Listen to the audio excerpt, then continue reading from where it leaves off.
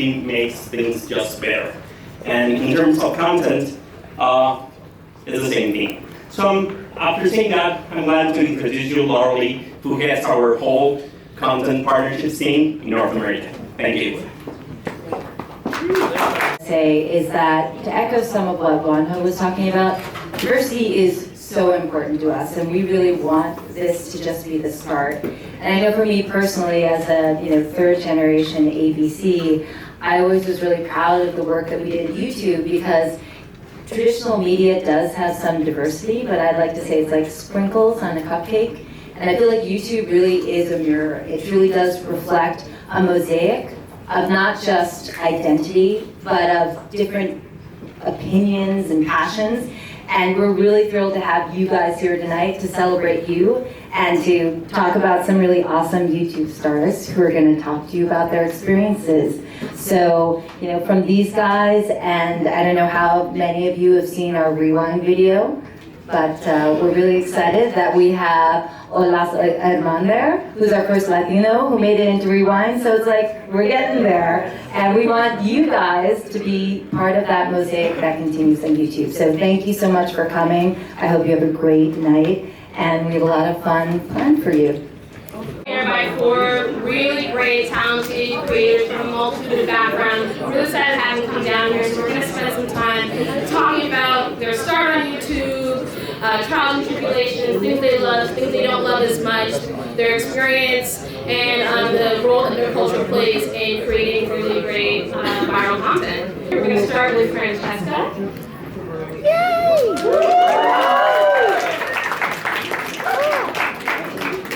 Francesca is an actress, comedian, and videographer based out of New York City. She's local, and she has over 200,000 subscribers on her YouTube channels. She produces original videos, which include song parodies, impersonations, and original characters, along with some great socially conscious and topical comedy sketches. Give it up for her. So next is Tim, better known as Timothy Delaghetto.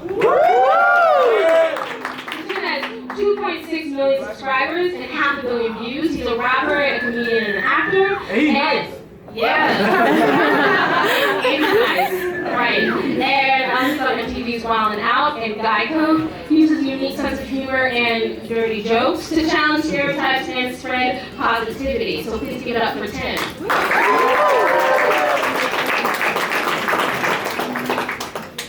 Sitting next to Tim is Eric Ochoa. He's also known as Supereeego with 3 E's because the first E and the second E were taken. So he's known for his Latino themed series Chola Adventures and You Know You're Mexican If. And he has 1.6 million subscribers on YouTube and climbing, and he strives to become a comedic actor and writer. So he's well on his way.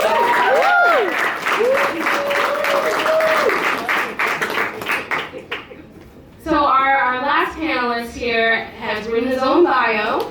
And I don't know if I can do justice. They told me to write my own bio. I don't think I'm on some trip right now. So here it goes to Swoozie. Go ahead. Huh? Oh, you want to? No, I'm not doing Okay.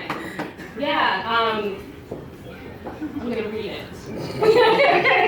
So, and this is also not particularly accurate. In West Philadelphia, born and raised.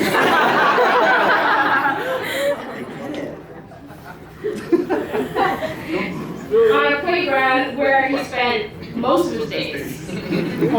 Only most. Not all. Only most. Chilling out, maxing, relaxing, all cool. Really do this. Shooting YouTube videos outside of high school. Swoozie is a blogger and animator who shares very personal details about his life and his past experiences working at Disney. That was not as exciting.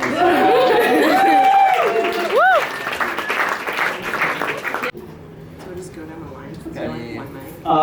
Swoozie here. I actually got casted for a TV show on DirecTV, and I was working as a lifeguard at Hard Rock Hotel.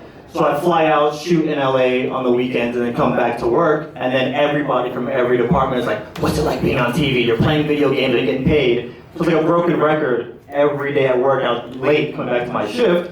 So I'm gonna make a YouTube channel, all you guys can go watch, I don't have to repeat myself. And that was kind of the start of it, and TV shows have seasons, so in the off season, people were still like, at my job, yo, where the channel, where the views at, where the videos? So then I started talking about my first kiss, and my first hickey, and things like that, and then the channel just kind of just took off on its own, and here we are. Awesome. Sorry guys, we only have one mic. Or all we got is one mic. I was just about to say that. I was just about to say that. We totally made that joke already. You would have heard it if we had more. You snooze, you lose. So I started making YouTube videos. It was a very natural progression for me. This is like I could hear in my own brain. It's just like really bizarre. I started blogging in like middle school. I went to computer camp in 8th grade and learned HTML because computer camp is where cool kids go. And so then when YouTube came out, I was in college and it was just like, oh, I'll add videos onto my blog.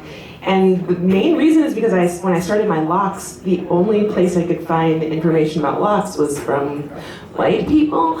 And I was like, oh, that doesn't really work for me. I don't think that's the right thing to do. So I decided to do my own. You guys got some of that shit. When people are like, I don't know, what is she talking about? So I thought, oh, I'll make my own videos about my hair experience, and it kind of just grew from there. Figuratively. Oh, that was a pun. Yeah, okay, back in like 06, I was trying to be like an actor, and I was like rapping on MySpace and stuff. And then one day I found, somebody posted a bulletin on MySpace saying, look at these white girls dancing to Laffy Taffy, right? So I was like, yo, this is crazy. I clicked, it was funny, these white girls dancing. And then, but I thought, wow, it's a website where anybody can upload any video and you have this code that you can embed, like that's crazy, right? So I thought it would be a good way to get make my friends laugh. So I started just posting freestyles and silly stuff on YouTube and on MySpace, and then more people started to watch, and then I just kind of, the more people started to watch, the more seriously I took it, and it just turned into what it is now, the best job in the world. Hi, my name is Eric. I'm known as Supereeego, and what was the question? How did you get started on YouTube? Yes. All right. How did I get started? Since I was a kid, I was very shy, very bashful, and then I started to like imitate people, and I felt like it really helped me find myself. I was like, all right, cool. I can just, be an imposter, and that I was just like, all right, let me do some acting things, and I did some like high school musicals and stuff, and then I started doing some videos, and then YouTube came around. Shh, please, guys. And then I hopped on YouTube, and I was just like, what can I do on YouTube? What do I have? And I was just like, well, I'm around a lot of like cholos, which is a Mexican gangster. I was like, cool, all right, let me try this out. And so I did a video called How to Be a Cholo. And I didn't get my ass kicked, so I continued it, and then I did other videos, other fun videos like how to get a white girl, how to get a black girl, how to get an Asian girl, and those did very well for me. And so now I have a series called Cholo Adventures, and the big plan is to become, just doing my acting thing, and it's opened up a lot of doors, TV, feature films, so yeah. All right. Just getting recognized on the street whenever somebody, like the very first time it was like, it was actually like a gangster came up to me. He came up and he was like, hey, you that dude that does them Cholo videos, huh? And I was like, ah, man. I had like a whole inner monologue. I'm just,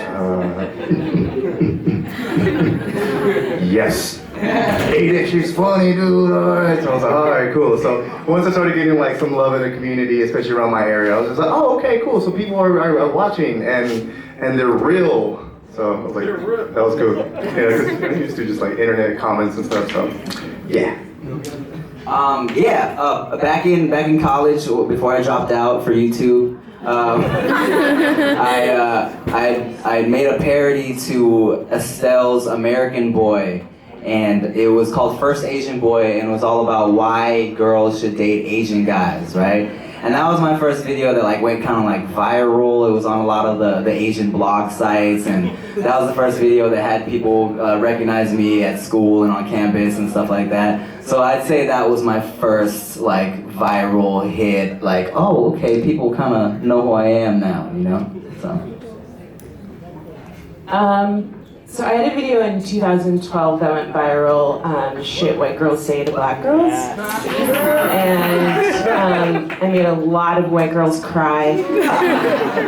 And it was really bizarre. Like I was just getting emails from all of these places, and I went on Anderson Cooper, and like people called me racist. It was just bizarre. And I was like, whoa, this YouTube thing is really serious, because I had a regular day job up until then, and I was able to quit my day job and get all these awesome opportunities. And that's when I realized, like, wow, YouTube can be more than just a hobby. It can actually open doors and lay the foundation for the career that I really want.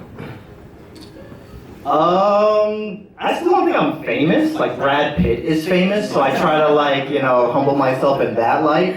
But I went to a mall one time, and I'm sure these guys all know about going to the mall, and I went to like the freaking Cheesecake Factory, and the server was like, Swoozie, on me. And I'm like, holy crap. You know my name? And I would leave, and then I would check my Twitter, and then people would tweet like, I just saw Swoozie at the mall, but I'm too scared to say anything. I'm like, yo, let me flex a little bit. So I go to like the Aunt Annie's, and they're like, no, my manager loves you, Swoozie. Oh, free. Then I went to Disney, and junk went nuts that day. So I think at that point, that was the only time in my head I was like, yo, Brad Pitt better watch his back. I'm coming. Challenge of having YouTube as a career, that was the question. At this point, I've been on YouTube for 8 years, right? And consistency is really key on YouTube because these kids have really short attention spans, I feel like if I was to stop creating videos for a month, they would just forget about me and move on to the next person. So it's been like a video or two for the past 8 years, and to stay consistent and constantly create content that is original and still quality. That's probably the most difficult part. I still feel super blessed that people are even still tuning in. Like some of my favorite shows I didn't watch for that long. So the fact that I still have kids consistently watching my stuff is crazy to me. And of course you get the comments that are like, oh dude, your earlier stuff was way funnier, oh you signed to Maker, you sold out, but and it's true, I watch my old stuff, it is funnier, but but I'm making more money now. Yeah, okay, that's it. No, you guys got it. The same. Same. It's Yeah, I would Making more money? I would just say consistency, I'm the smallest person on this panel. Not in height, hello. Not. That did not come out the right. Whatever, you're all making more money than I am. Tall girl issues, tall girl issues. But absolutely, consistency is really hard, and that's something that I've always struggled with, and I think that that's a big part of why I'm not at 1 million subscribers, because I value my privacy in some ways. Like, I don't vlog about my personal life. I need to take breaks at times, and I'm also, like Miss Badu said, I'm sensitive about my shit. And it can be really hard when you work really hard on something and the comments are like, kill yourself. And you're just like, I worked really hard on this. And I'm the type of person, I'll be totally honest with you, it's been hard to bounce back from that at times, where I'm just like, fuck this, I'm not gonna make videos this week. You know what I mean? Like, I don't need you guys. I have a job and a man. And you really have to have a thick skin. And I think that that's one of the things that a lot of people aren't prepared for. It's like you work really hard and you put it up there and you're really surprised when the audience can be really just terrible. And so that's definitely a challenge, but it's one that everybody has to kind of deal with. So actually on that note, I block, I delete, I do all that fun stuff. Because I mean, the trolls will test you. They will come to your channel and they will say something and then watch. It's like walking into a town, like in the Wild Wild West, you shoot somebody and you look around and nothing happens. Like, who's policing this town? So when the trolls come to town and they know they can get deleted and blocked, like, YouTube is really great at doing that. And I mean, being a minority, I mean, there's so many different targets on our backs and on our foreheads. Like, look at this guy. So I mean, also, they have a filter. I don't know if you guys know about that, but there's a filter you can block keywords. I use my phone number. That's like my different variations of my phone number are all over that filter. But yeah, N-words, whatever the case, filter and block and delete. Yeah, my number got out. These guys are ninjas, man. You're looking at a sea of ninjas right now. I don't block people unless they're disrespectful to my girlfriend or mom. But if they're talking shit about me, I don't block anybody. I feel like talk shit to me all you want, you know. In the beginning though, when you first put up a video and you get that comment, it's like, ouch. Why would you don't even know me. Why would you say these things to me, right? And then, but when you start to give this person like energy and you realize I just spent an hour arguing with an 8-year-old from Wisconsin, then it's like, yo, what's the point, you know? So I feel like it kind of helps you build, that initial hurt, and then realizing how stupid it is helps you build that like immunity to it, you know? But I'm not gonna lie, on occasion I'll still talk shit back because I think it's fun. I have fun telling the occasional commenter like, oh yeah, well I had sex with your mom. And like it makes me happy. Like I get joy out of it. It's a troll. Yeah. I mean, the way I deal with it, I like to deal with it like a real man. I cry. And that's it. No. The same thing with him is like, you gotta realize you're putting yourself out there, so whenever these hateful comments come, you gotta keep that in mind, and you do build like, it makes me a stronger person now today than it did, 6 years ago when I started, because I would read it and it would literally, the rest of my day, I'd read something like, you're gay, and then like the rest of my day I'd just be like, no I'm not. I'm like showering, no I'm not. I'm driving, no I'm not. Like, what did I wear? Did I put something on? Like, so, but it's definitely cool. I love that there's hateful comments, honestly, because it's real.